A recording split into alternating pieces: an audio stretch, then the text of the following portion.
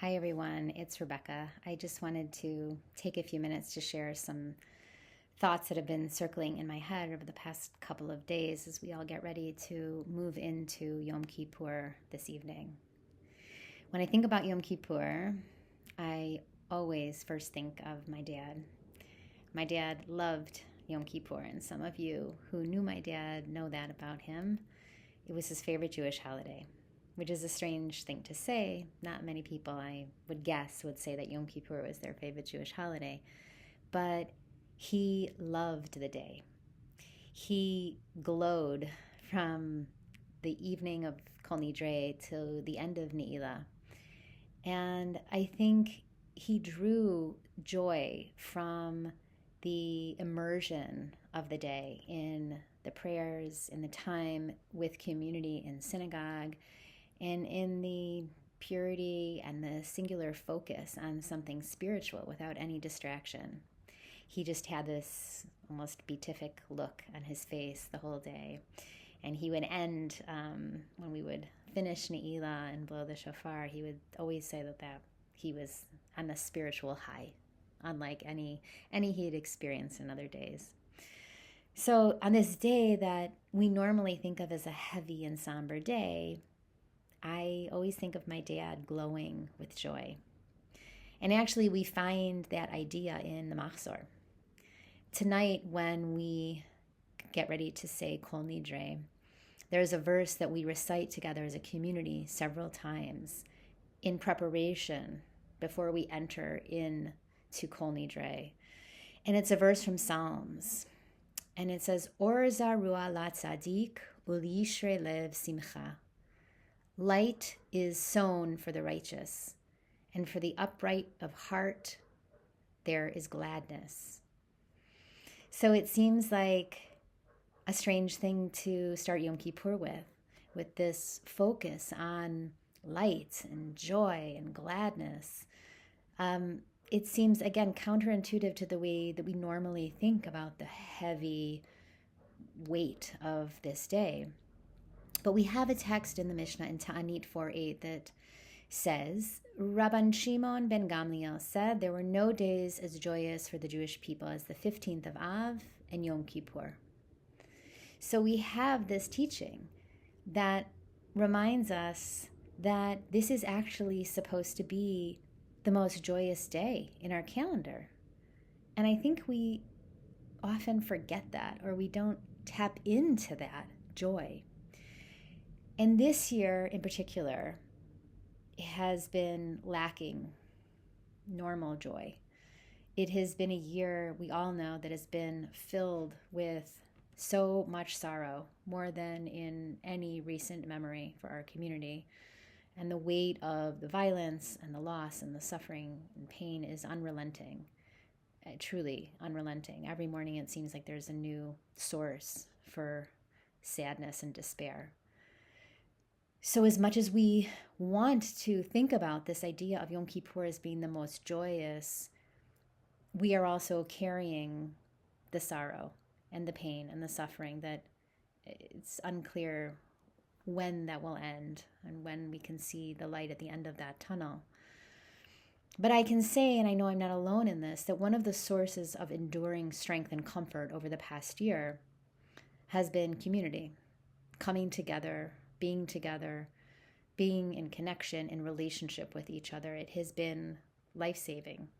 And sometimes without any words, just being together, being present together has been a huge balm.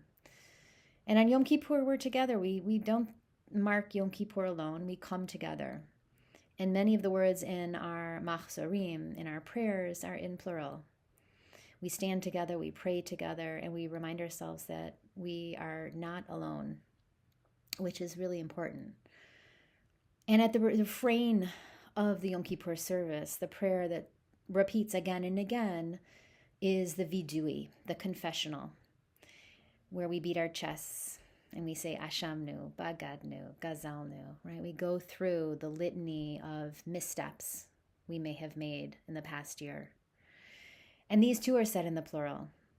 We articulate these mistakes out loud, and we lean into the knowledge that We may have shown up in ways that we regret or not shown up when we should have, but that we're not alone in our missteps, that we miss the mark along with every other human being, and we stand together in that. But this year, in my own confessional, I am going to offer a different vidui when we come to that part in our service, an alternative version. Because this year, more than in past years, I feel like I need this version. And I want to offer it to you too, in case it might be something that is useful or meaningful to you, and perhaps you want to slip it into your machzor this year. And these are the words. Ahavnu, we loved. Bachinu, we wept. Gamalnu, we extended ourselves. Dibarnu yofi, we spoke beautifully. He'emanu, we believed. Bihishtadalnu, we put in effort. Zacharnu, we remembered. Chibaknu, we hugged. Ta'amnu sefer, we immersed ourselves in learning. Yatzarnu, we created. Kamanu, we yearned. Lachamnu avur hatzedek, we fought for justice. Mitzinu et hatov, we took advantage of all the good. Nisinu, we tried. Sarnu lirot, we took the time to see. Asinu et asher tzivitanu, we did as you commanded us. Parashnu, we separated ourselves from bad. Tzadaknu lifamim, we were righteous sometimes. Karanu beshimcha, we called in your name. Ratzinu, we desired. Samachnu, we were happy. Tamachnu, we supported. After a year of so much loss and pain, I know that I need to remind myself of those moments of joy, those peaks of love, those efforts to reach towards light, towards connection, those occasions when we did our best to get through what has felt so impossible, those moments when we have reached out and shown up and been there for each other.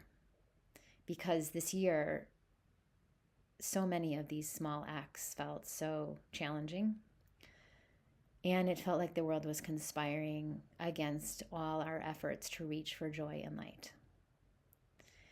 When I think about this idea, I can't help but think about the author Ross Gay, who is known for his beautiful books of poetry and essays on topics like delight and gratitude. And he writes in his newest book, Inciting Joy, this quote. He says, "What if joy is not only entangled with pain or suffering or sorrow, but it is also what emerges from how we care for each other through those things?" I love that quote.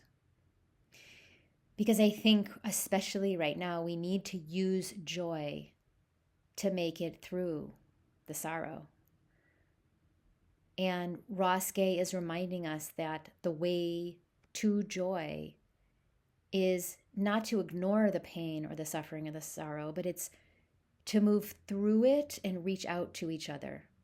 That we find joy by reaching for each other and caring for each other in the midst of pain and suffering.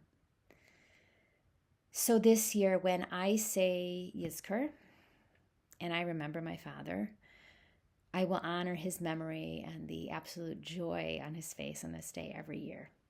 His sense of oneness and purity and liberation to just love freely his Jewishness and to love his community. And as I say this alternative vidui, I will be asking myself one question. How can I show up this year? How can I reach out towards and care for others in the coming year and find my way through the pain towards joy by caring for others? I hope we can all find our way through that doorway together in the coming year. And I wish you a Gemar Chatima Tova.